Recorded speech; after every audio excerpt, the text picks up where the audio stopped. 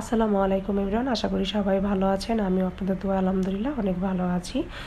আর ভিডিওর শুরুতেই দেখতেই পাচ্ছেন আমি রাস্তা মাপতেছি না, মানে আমি বাইরে যাচ্ছি, বাইরে আসি। এখন আমি রিক্সার মধ্যে সকাল সকাল বের হয়ে গেলাম পুরান ঢাকার উদ্দেশ্যে।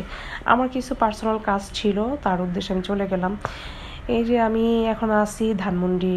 আপনারা যারা আছেন এই এলাকায় অবশ্যই দেখে চিনতে পারবেন, আর যেসব আপুরা বা ভাইয়ারা এই এলাকায় থাকেন আমার ভিডিওটা দেখতেছেন অবশ্যই কমেন্টে জানাবেন।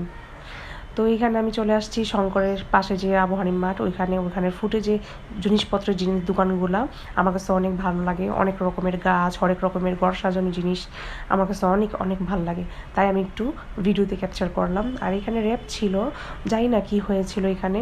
আর রিক্সাওয়ালা মামাকে আমি বলতেছি যে মামা আপনি তাড়াতাড়ি দ্রুত চালান। আর এখানে আমি একটু ঢং করে নিলাম, সবাইকে হাই বলে দিলাম, ছন্ন ছাড়া আমি। আর এই যে মামাকে বারবার বলতেছি মামা একটু ধীরে ধীরে চালান, কারণ এত দ্রুত চালায়েন না যাতে মানুষকে আবার মেরে ফেলে যান, কারণ পরে আবার মামলা খেতে হবে, তাই না। এই যে ধানমন্ডির ফেমাস যে বিল্ডিংটা সব রেস্টুরেন্টের, এই বিল্ডিংটা কিন্তু অনেক ভাইরাল। তো এই বিল্ডিংটা নিয়ে যে ভিডিও করে ওই কিন্তু ভাইরাল হয়ে যায়, সঠিক কি না জানি না, কিন্তু আমার মনে হয় আর কি। তো যাই হোক, এই যে আমি চলে আসছি প্রায় জিগাতলার কাছাকাছি। আর এখানে পিলখানার যে জায়গাটা আছে, পিলখানার জায়গাটা কার কার পছন্দ অবশ্য কমেন্টে জানাবেন। আমার কাছে অনেক ভালো লাগে, আমার অনেক ইচ্ছা এই পিলখানার ভিতরে ঢোকার। এই যে মামার সামনে কিন্তু আবার কিন্তু একটা মানুষ চলে আসছে, মুরব্বী।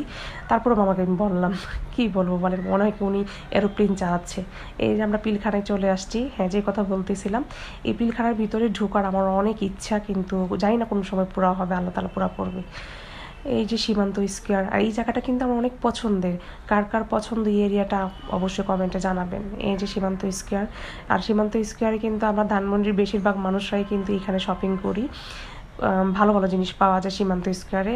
আর সীমান্ত স্কয়ার পার করে এখন আমরা চলে আসছি এই নিউ মার্কেটের দিকে, নিউ মার্কেট গাউসের দিকে। এইখানে কিন্তু দেখেন ঈদের কয়েকদিন আগে কিন্তু অনেক ভিড় ছিল, অনেক জ্যাম ছিল, ব্যস্ত এলাকা ছিল, তাই না। এখন দেখেন পুরো ফাঁকা। আমার মনে হতেছে যে এরকম যদি সবসময় থাকতো তাহলে ভালোই লাগতো।